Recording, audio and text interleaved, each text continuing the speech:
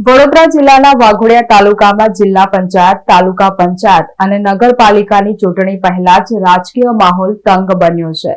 ઉમેદવારી ફોર્મ પરત ખેંચવાના છેલ્લા દિવસે ભાજપ અને કોંગ્રેસ વચ્ચે ઉગ્ર ઘર્ષણ સર્જાયું હતું, જેમાં બંને પક્ષના કાર્યકરો વચ્ચે તૂતુ મેમેના દ્રશ્યો સામે આવ્યા હતા। વડોદરા જિલ્લાના વાઘોડિયામાં ફોર્મ પરત ખેંચતી વેળાએ રાજકીય ઘર્ષણ સર્જાયું હતું। તૂતુ મેમેના દ્રશ્યો સર્જાયા હતા। વડોદરા જિલ્લાના વાઘોડિયા તાલુકામાં જિલ્લા પંચાયત, તાલુકા પંચાયત અને નગરપાલિકાની ચૂંટણી પહેલા જ રાજકીય માહોલ ગરમાયો હતો। ઉમેદવારી ફોર્મ પરત ખેંચવાના છેલ્લા દિવસે ભાજપ અને કોંગ્રેસ વચ્ચે ઉગ્ર ઘર્ષણ સર્જાયું હતું, જેમાં બંને પક્ષના કાર્યકરો વચ્ચે તૂતુ મેમેના દ્રશ્યો સર્જાયા હતા। જરોદ અને ગુતાલ જિલ્લા પંચાયત બેઠકો ભાજપે બિનહરીફ જીતી લેતા કોંગ્રેસમાં અસંતોષ ફેલાયો છે। કોંગ્રેસ પ્રમુખ નારાયણભાઈ પટેલ ભાજપ પર આરોપ લગાવ્યો કે તેમના ઉમેદવારોને ધાક ધમકી આપી ફોર્મ પરત ખેંચવામાં આવ્યા હતા। બીજી તરફ ધારાસભ્ય ધર્મેન્દ્રસિંહ વાઘેલાએ આક્ષેપોને નકારીને કહ્યું કે કોંગ્રેસ પાસે યોગ્ય ઉમેદવારો નહોતા, તેથી જ પરિસ્થિતિ આવી થઈ ગઈ છે। આ સમગ્ર ઘટનાએ વાઘોડિયામાં રાજકીય તાપમાન વધારી દીધું છે। આ બિલકુલ પાયા વિહોણા આક્ષેપો છે। કોંગ્રેસને કોઈ ઉમેદવાર મળતા નતા, જબરદસ્તીથી લોકોને લોભ લાલચ આપીને ઉમેદવારો બનાવવાનો પ્રયત્ન કોંગ્રેસે કર્યો હતો। એમાં કોંગ્રેસ બિલકુલ નિષ્ફળ ગઈ છે। અમારા દેશના યશસ્વી વડાપ્રધાન અને ગુજરાતના પનોતા પુત્ર નરેન્દ્ર મોદી સાહેબ અને અમિતભાઈ શાહ સાહેબની જે કામગીરી છે એ 370 રામ મંદિર, યુસીસી, ઘણા બધા એવા નિર્ણયો લીધા છે કે જેનાથી તમામ મતદાર, તમામ લોકો ખુશ હોય। એમને કોંગ્રેસમાંથી લડવું જ નતું, એમને જબરદસ્તીથી લડાવવામાં આવ્યા। એ પોતે પણ જે ઉમેદવાર છે એ ભાજપની માનસિકતા ધરાવતા વાળા વ્યક્તિઓ છે, ભાજપની વિચારધારા ધરાવે છે। જબરદસ્તીથી એ લોકો ઉપાડીને ફોર્મ ભરી ગયા હતા। એમને પોતાની એમની ગેરસમજ સમજાણી એટલે એમને પોતે નિર્ણય લીધો કે મારે કોંગ્રેસમાંથી ઉમેદવારી નથી કરવી, મારે મારા ગામનો વિકાસ કરવો છે।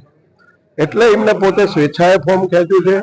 એમને અહીંયા જબરદસ્તીથી ઉઠાવવાનો પ્રયત્ન કરવા માટે કોંગ્રેસના લોકો આવ્યા હતા।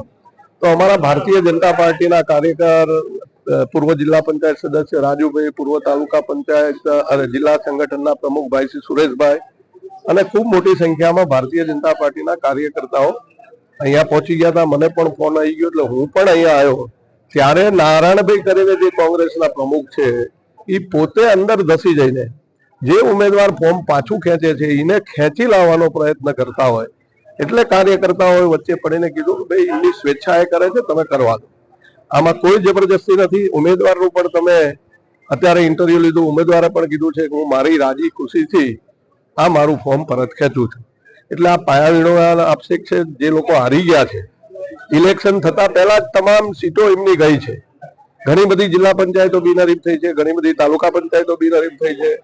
આખા ગુજરાતની અંદર આ સ્થિતિ હોય ત્યારે આ હતાશામાં આવી ગયેલા લોકો ગમે તેવા સ્ટેટમેન્ટો મીડિયાની સામે આપતા હોય છે, આવું બાકી કઈ છે। ભાજપના જે ધારાસભ્યથી મળીને તમામ લોકોએ મારી સાથે, હું વાઘોડિયા તાલુકાના વાઘોડિયા કોંગ્રેસ પ્રમુખ તરીકે નારાયણભાઈ પટેલ મારું નામ છે, અને જે મારી પાર્ટી જોડે એટલી બધી ગદ્દારી કરી છે આ લોકોએ કે જે અમારા ઉમેદવારને રાતે ચેનથી ઊંઘવા નહીં દીધા। એમને લઈ ગયા છે। પહેલા એક ઉમેદવાર ગુતાલનો લઈ ગયા, પછી લઈ ગયા જરોદનો લઈ ગયા, અને લઈ ગયા તો લઈ ગયા અને દુકાનમાં નોકરી કરતા હતા ત્યાંથી લઈ ગયા। હજુ દુકાનમાં હેલ્મેટ છે, કહેતા હોય તો હું બતાવું, અને હેલ્મેટ મુકાવીને એને લઈ ગયા। ત્યાંથી લઈ ગયા પછી ધાક ધમકી આપવાની, ધાક ધમકીથી ના માને પેલા પૈસાની વાત કરવાની, પૈસા ના લે તો ધાક ધમકી આપવાની। શું આ સંવિધાન આવું કે છે?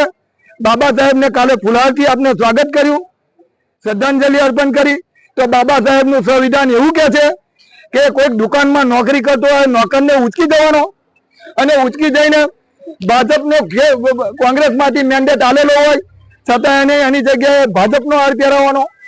પણ એવું નહીં, કોંગ્રેસ વાળા માણસો ભાજપમાં જતા હોય તો આપણે નિષ્કાળજી હોય। નિષ્કાળજી કે અમે જોડે રાખ્યા છે એમને, અને પછી લઈ જાય। મેં કહું છું દુકાનમાં નોકરી કરે છે, ગરીબ માણસ છે, નોકરી ના કરે તો શું કરશે? એવા કેવા ઉમેદવારો કે રાતોરાત બદલાઈ જાય તો બધો વિશ્વાસ રાતે ને અમે કોઈ પણ વસ્તુ હોય, ઉમેદવાર છે, ઉમેદવારને ખેલદિલીથી લડવા દે તો ખબર પડશે તમને કે ભાજપ આવશે કે કોંગ્રેસ આવશે કે અપક્ષ ઉમેદવાર આવશે, તમે અમે લડવા દો. જો તમારી અંદર તાકાત હોય તો અમે બધાને લડવા દો એમ કહું છું.